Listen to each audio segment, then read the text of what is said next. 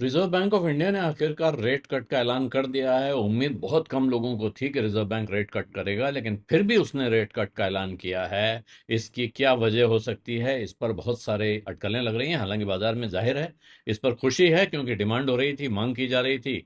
तमाम उद्योगपति और उद्योग संगठन मांग कर रहे थे कि इस परिस्थिति में रेट कट तो बनता ही बनता है। तो रेट तो उसने कट कर दिया है।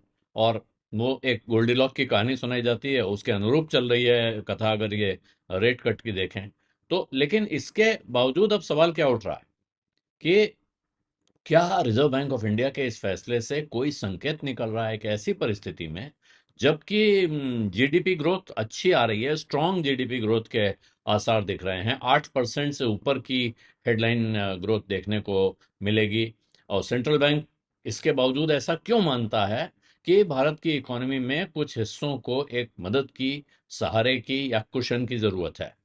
तो यही एक वजह, और सारे जानकारों की राय में यही एक वजह हो सकती है कि रिजर्व बैंक ऑफ इंडिया ने न सिर्फ रिपो रेट कट किया है 54 से, यानी 0.25% या 25 बेसिस पॉइंट से कम करके 5.25% पे ले आया है, बल्कि साथ में उन्होंने एक बड़ा भारी लिक्विडिटी इंजेक्शन का भी ऐलान किया है। 1 लाख करोड़ रुपए के ओपन मार्केट बॉन्ड परचेज वो करेंगे, यानी बाजार से 1 लाख करोड़ रुपए का बॉन्ड उठाएंगे, यानी इतनी रकम बाजार में जाएगी। और दूसरी तरफ से 3 साल में 5 बिलियन डॉलर का, 5 अरब डॉलर का डॉलर रूपी स्वैप भी उन्होंने ऐलान किया है। डॉलर रूपी स्वैप में होता यह है कि आरबीआई आज आपसे, किसी बैंक से रुपया लेता है, उसको डॉलर देता है, या डॉलर लेता है, रुपया देता है, और साथ में एक फॉरवर्ड कॉन्ट्रैक्ट करता है आगे की किसी तारीख का, कि उस तारीख को ये ट्रेड रिवर्स होगा, यानी उस दिन। तो ये बेसिकली स्वैप है, आपका पैसा मैं अपने पास रख रहा हूं, अपना पैसा आपको दे रहा हूं, और एक आने वाली तारीख पे हम वापस कर लेंगे। तो ये जगह बदल रहा है पैसा। इस अरेंजमेंट से बाजार में किसी खास एक करेंसी की लिक्विडिटी बढ़ जाती है।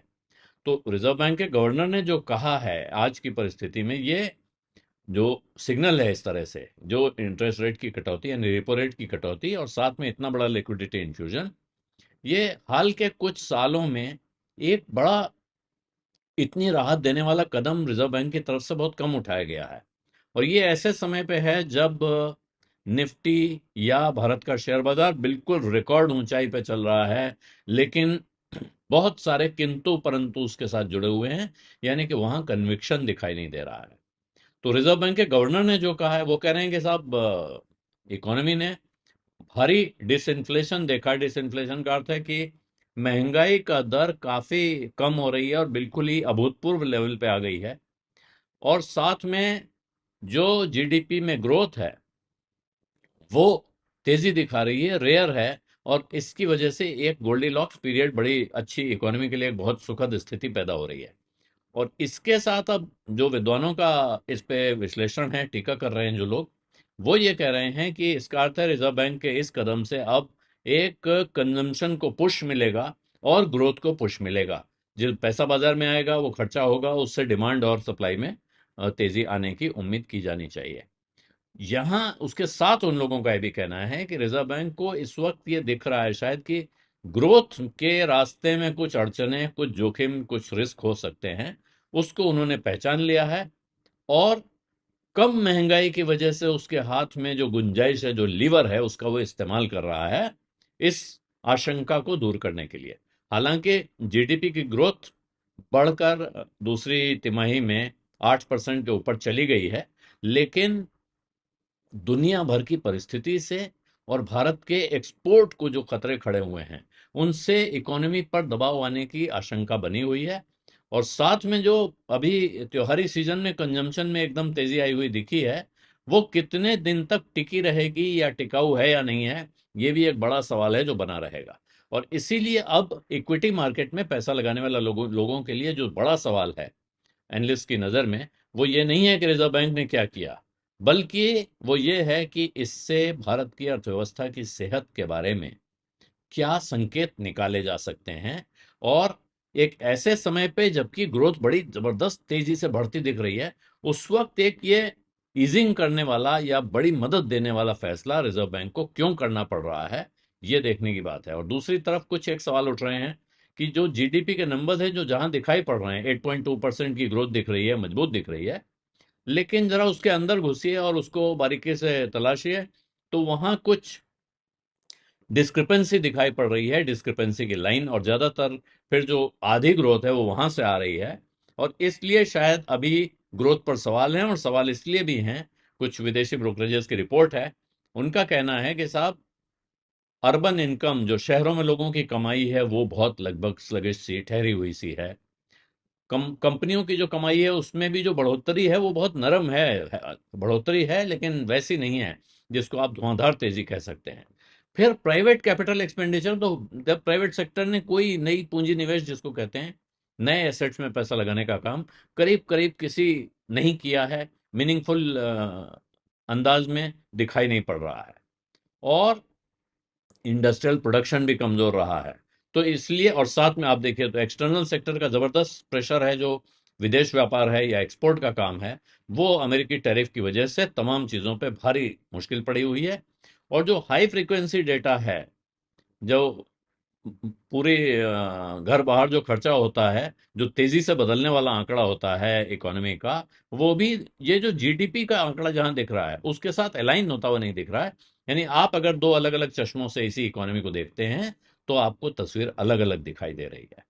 और ये जो डिस्कनेक्ट है, शायद इसी वजह से, अब जानकारों की का निष्कर्ष है कि शायद इसी वजह से रिजर्व बैंक इतनी जबरदस्त ग्रोथ के दौर में भी रेट कट का ऐलान कर रहा है और इकोनॉमी को सहारा देने की कोशिश कर रहा है। और साथ में, क्योंकि वहां महंगाई पे काफी कंट्रोल दिखाई पड़ रहा है, इसलिए उसको गुंजाइश भी मिलती है कि वो रेट कट कर दे। लेकिन यहां साथ में ये भी बात अंडरलाइन होती है कि ऐसे में बाजार को लिक्विडिटी की जरूरत है, ताकि जो रेट कम किए जा रहे हैं वो बहुत तेजी से एंड जो बोरोवर है, जिसको पैसे की जरूरत है, उस तक इनका सहारा, इनका फायदा पहुंच पाए। तो अब सवाल क्या है, जो और ऐसे में रुपए के जो कष्ट है, वो डॉलर के सामने जो गिर रहा है, 5% तक गिर चुका है इस साल में, वो एक अलग चुनौती खड़ी करता है। और उसके कारण है कि विदेश व्यापार में भारी घाटा हो रहा है। घाटे का अर्थ मतलब किसी किसी कारोबार में नुकसान नहीं।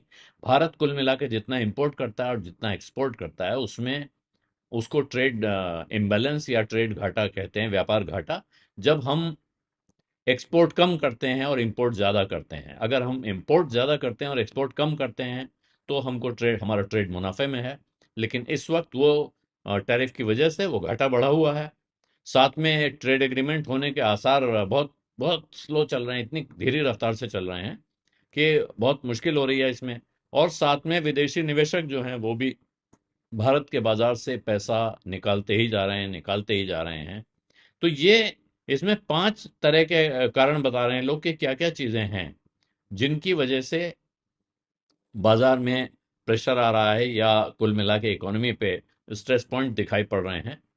तो उनमें ये जो 2-3 कारण आपको अभी दिखाए मैंने, इसके अलावा विदेशी मुद्रा के ऊपर दबाव आने का एक बड़ा कारण विदेशी निवेशकों की बिकवाली है।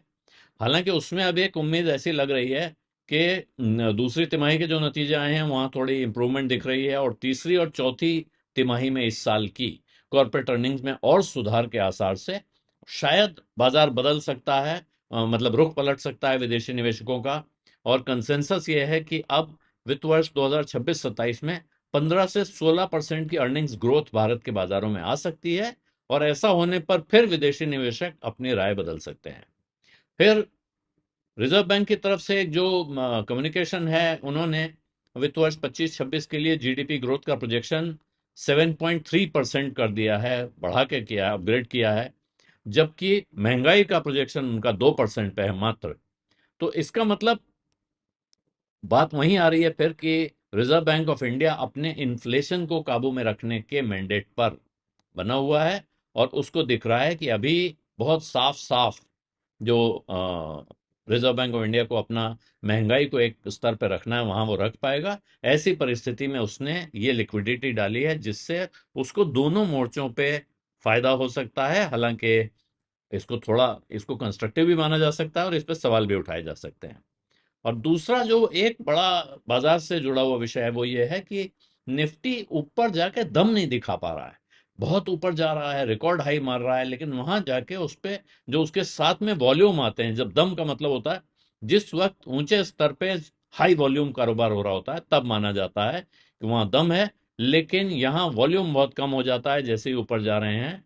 और जो रैली हैं वो ज्यादातर एफआईआई अनफ्रेंडली हैं। कारण यह है कि भारत के लोग पैसा लगा रहे हैं, लगाते जा रहे हैं, लेकिन इसके साथ ये आशंका बनी रहती है कि कहीं भारत के रिटेल निवेशक ने भी घबरा के बाजार से पैसा निकालना शुरू कर दिया। तो ऐसी परिस्थिति में जो एकदम से नाव पलटेगी, तो फिर वो किधर जाएगी कहना बहुत मुश्किल हो जाता है। लेकिन इसमें एक अब उम्मीद की किरण भी आगे दिखती है, वो ये है कि बाजार के लिहाज से देखें, विदेशी निवेश के लिहाज से देखें, तो भारत का सबसे एक खराब साल आप कह सकते हैं, कमजोर साल कह सकते हैं कई दशकों में। तो वो अब जब खत्म हो रहा है या खत्म हो चुका है करीब करीब, तो उसके बाद अमेरिका के जो वॉल स्ट्रीट के या अमेरिकी शेयर बाजार के जो दिग्गज हैं बड़े बड़े, अब वो वापस भारत पे दांव लगाने के मूड में दिखाई पड़ रहे हैं, जिसमें मॉर्गन स्टैनली है, सिटी ग्रुप है, गोल्डमैन सैक्स है। ये लोग अब ऐसी उम्मीद जता रहे हैं, ऐसी ऐसे आसार बताने लगे हैं कि भारत के बाजार अगले साल शायद अब अपना जो कुछ उन्होंने जमीन खोई है उसको वापस हासिल करेंगे। यानी कि भारत के बाजार में उनको यहां से जैसे ही जैसे अर्निंग स्टेबलाइज हो जाती हैं और पॉलिसी सपोर्ट मिलने लगता है, यानी कि भारत सरकार कुछ और ऐसे फैसले करे। लेकिन इन सबसे बड़ा होगा जब भारत और अमेरिका के बीच व्यापार समझौता हो जाएगा, तो उसके बाद शायद अचानक आपको सभी विदेशी निवेशक, बड़े विदेशी निवेशकों का रुख पलटता हुआ दिख सकता है। बिज अड्डा में आज इतना ही। अब इजाजत दीजिए। धन्यवाद। नमस्कार।